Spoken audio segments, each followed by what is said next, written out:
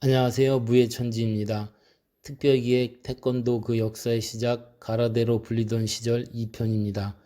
2차 세계대전이 끝나갈 무렵 최영희는 도쿄의 산노 호텔에서 수많은 사람들이 지켜보는 가운데 시비를 건 일본인을 단 한 방에 쓰러뜨렸습니다. 그 일본인은 크게 다쳤지만 야쿠자의 패거리로 먼저 칼을 휘두른 데다 최영희는 맨손으로 막았기 때문에 풀려날 수 있었습니다. 그러나 이 사건은 최홍희로 하여금 맨발과 맨손이라도 큰 부상을 입힐 수 있다는 깨달음을 준 계기가 되었고, 그 후 그는 모든 대결에서 그의 무술 능력을 자제하게 되었습니다. 최홍희 가라데 기량은 가히 천부적이었습니다.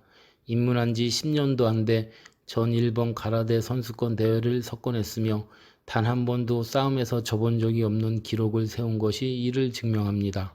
그의 명성은 일본 가라데 10대 문파 간장들을 차례차례 꺾으면서 널리 퍼지기 시작했습니다. 그는 동양인으로선 보기 힘든 거구에다 힘이 장사였으며 기술까지 뛰어나 많은 화제를 부렸습니다. 최영희가 혼자 산속에서 수련을 마친 후 자신을 실험하기 위해 수십 마리의 황소를 몰고 오게 해 맨손으로 맞섰습니다. 황소의 양미간을 내리쳐 즉사케 하거나 뿔 2개를 잡아 거대한 황소를 쓰러뜨리기도 했고, 두께가 20cm나 되는 돌을 주먹으로 쳐 격파하기도 했습니다. 최영희는 50년대 초부터 전 세계를 여행하면서 목숨을 건 승부를 펼쳤습니다. 연승을 달리던 미국 프로레슬러 톰 라이스가 한국계 역도산을 이겼다는 소문을 들은 최영희는 톰 라이스에게 도전을 청했습니다. 최영희는 발차기 한 방으로 이 시대의 프로레슬러를 눕혔지만 최영희는 이 대결이 가장 힘들었다고 훗날 수리했습니다. 태국의 블랙코브라라는 유명한 킥복서가 있었는데 그의 발차기에 맞고 쓰러지지 않는 사람이 드물었고, 그는 쿵우든 킥복싱이든 고수라면 가리지 않고 싸워 피바다를 이루는 쇼가 아닌 실전을 즐기는 인물이었습니다. 그러나 그 역시 최영희의 적수가 되지 못했습니다. 1라운드가 시작된 지 2분 만에 최영희의 돌려차기 한 방에 넉다운이 되고만 것이었습니다.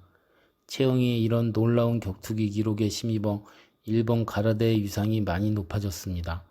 그는 한국에서 최초의 국제기구인 태권도 연맹을 만들기 2년 앞서 64년에 이미 국제 가라데 연맹을 발족시켰던 사람입니다.